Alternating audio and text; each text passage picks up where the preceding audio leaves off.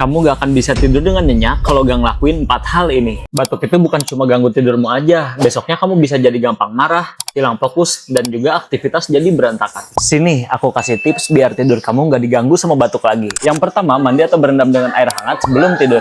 Yang kedua, minum air hangat sebelum tidur agar tenggorokan kamu tetap lembab. Yang ketiga, tidur dengan menggunakan 2 bantal agar mencegah lendir kamu turun. Yang keempat, coba madu gurah fit, karena ramuan herbal ini bisa membantu melegakan tenggorokan kamu biar gak ganggu tidurmu lagi. Jangan biarkan batuk mengganggu waktu tidurmu lagi, coba 4 hal tadi sekarang juga. Follow untuk info menarik dan tips lainnya.